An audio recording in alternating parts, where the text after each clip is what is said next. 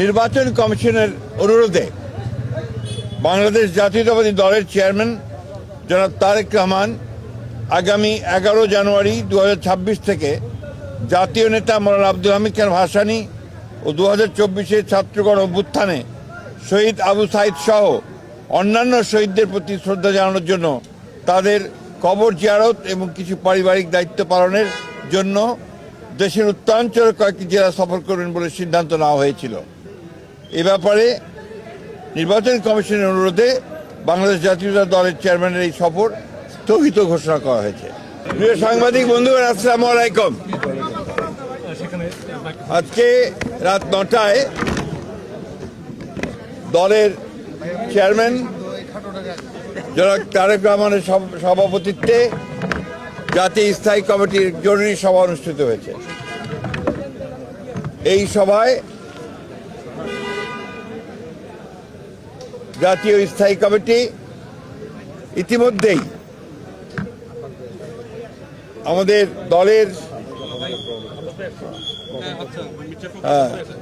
গঠনতন্ত্র অনুযায়ী দলের ভারপ্রাপ্ত চেয়ারম্যান জনাব তারেক রহমান চেয়ারম্যানের দায়িত্ব গ্রহণ করায় সন্তোষ প্রকাশ করেছে আলহামদুলিল্লাহ, এবং চেয়ারম্যান দল পরিচালনার ক্ষেত্রে যেন সফল হতে পারেন সেই জন্য সবাই দোয়া করেছে। প্রিয় সাংবাদিক বন্ধুগণ, এর পরের যে সিদ্ধান্ত আমরা নিয়েছি, এই সিদ্ধান্তটি হচ্ছে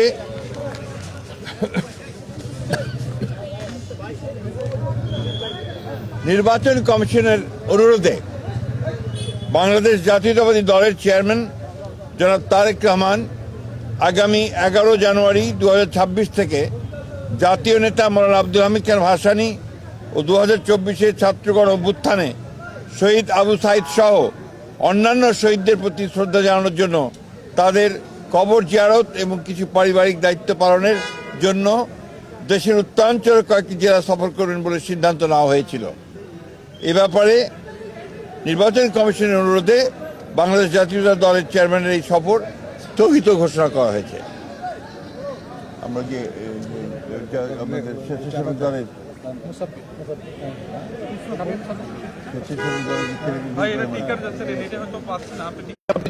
উসমান হাদিকে গুলি করে হত্যা করা হয়েছে।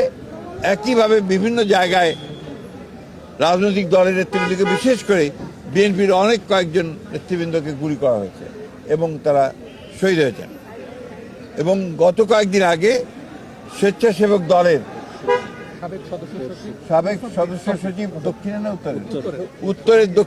উত্তরের সদস্য সচিব, সাবেক সদস্য সচিব মুসাব্বিরকে গুলি করে হত্যা করা হয়েছে।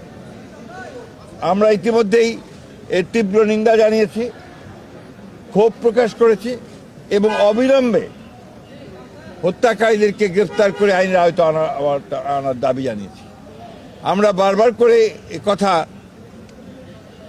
সরকারকে এবং নির্বাচন কমিশনকে জানিয়েছি, জানাতে চাই আবারও, যে এই ধরনের হত্যাকাণ্ড ঘটতে থাকলে এই দেশে নির্বাচনের পরিবেশ বিনষ্ট হবে এবং নির্বাচনের পরিবেশ যেন বিনষ্ট না হয় তার জন্য সকল প্রকার উদ্যোগ গ্রহণ করার জন্য, সক্রিয় প্রক্রিয়া নেওয়ার জন্য আমরা আবারও সরকার এবং নির্বাচন কমিশনকে আহ্বান জানাচ্ছি।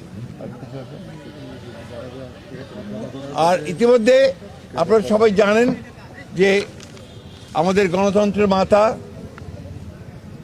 অবিসংবাদী নেত্রী এবং আমাদের আপসীর নেত্রী দেশনেত্রী বেগম খালেদা জিয়ার ইন্তেকালের পরে তার জানাজায় যে শরণার্থী কালের বৃহত্তম জানাজা অনুষ্ঠিত হয়েছিল এবং বৃহত্তম জানাজা অনুষ্ঠিত হয়েছিল, সেই জানাজায় মানুষের যে সমাগম হয়েছিল এটা এই বাংলাদেশে আর কখনো দেখা যায়নি।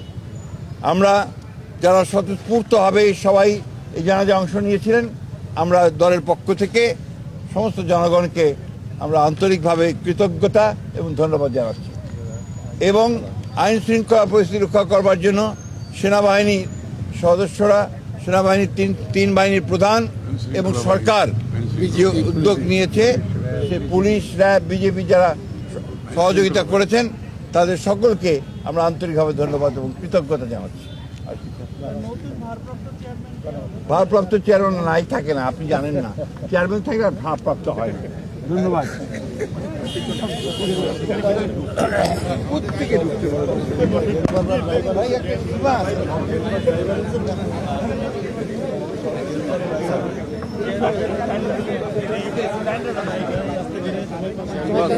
উত্তরাঞ্চলের সফর ক্যান্সেল করে